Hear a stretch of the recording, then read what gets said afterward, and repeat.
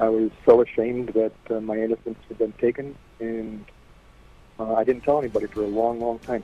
Survivors of childhood sexual abuse officially have a longer period of time to file suit against their attackers. Plus, there are new developments in a homicide investigation in the town of Phelps. Hear how police believe a man's dead body ended up on Route 96. Those stories and more right now on News 10 NBC at 7. This is WHEC TV, proudly serving Rochester. News 10 NBC starts right now. And we begin tonight with breaking news. At least 6 police officers have been shot in northern Philadelphia. This is a live look at the scene. According to our NBC affiliate in Philadelphia, 1 officer remains trapped inside a home where an ongoing shootout with police stretches into a second hour. A police spokesperson tells NBC News the incident began when a narcotics officer attempted to serve a warrant. Right now, it appears that police are searching for the gunman. The injured officers were taken to the hospital and are expected to survive. Today marks the first day of the 1-year window that allows victims of child sexual abuse to sue their abuser no matter how long ago the abuse occurred. And it is likely to be a very busy year in Monroe County courts. Here alone, 37 lawsuits have been filed, one against the Webster Public School District. The Diocese of Rochester and 37 churches are also named in the lawsuits, as well as 4 Catholic high schools and 5 religious orders. News 10 NBC Chief Investigative Reporter Berkeley Breen went through more than 3 dozen lawsuits today. The very first lawsuit filed was against Webster Schools and a coach and teacher who is now serving life in prison. His name is Ralph Wager.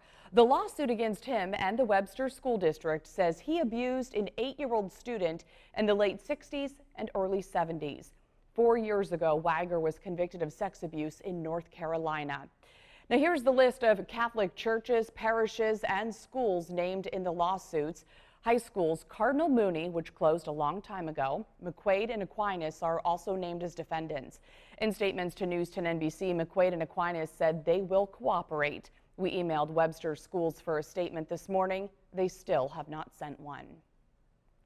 The trip to court has been a long time coming for people who say they suffered abuse. Some are preparing to relive their ordeals reluctantly, but with a sense of special purpose. Charles Molyneux has more from the Hall of Justice tonight. Abuse survivors say they want justice for what happened to them. For the years they say they've lost, but they say they also want to encourage others like them to come forward and talk about what happened to them and maybe help protect possible future victims. And I said, do they know you're a murderer of souls? In the 1990s, Peter Saraceno did confront on the phone the priest he says sexually abused him in the 60s at a seminary in Geneva. But it wasn't until today that he got to go to court seeking justice for this heinous evil visited on my young spirit by a Catholic priest, an evil which has profoundly affected the course of my life in so many negative ways. I was so ashamed that my innocence had been taken, and I didn't tell anybody for a long, long time. Kevin Higley was 14 in the 1980s when he says Father Paul Clunan abused him at St. Mary's of the Assumption Church in Scottsville.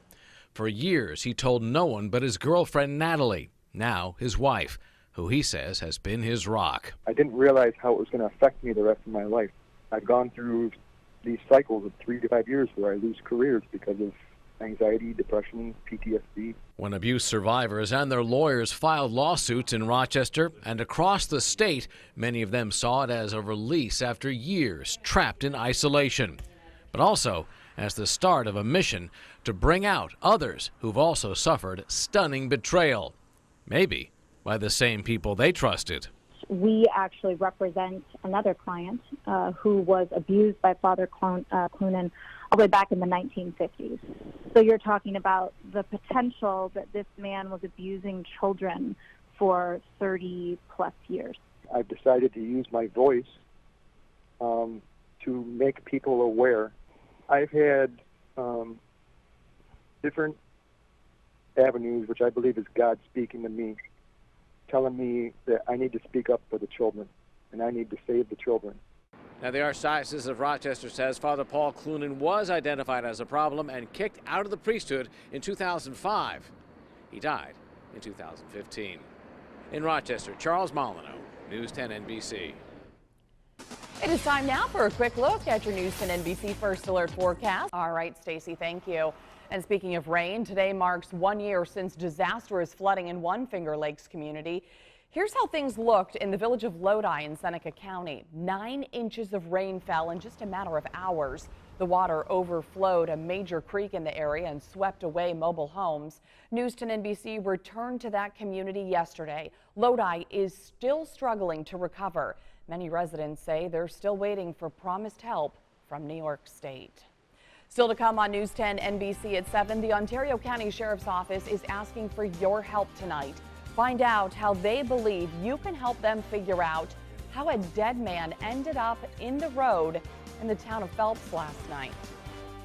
Plus, the numbers are out. We'll check out the Rochester City School District's estimated June 2019 graduation rates. That's after the break.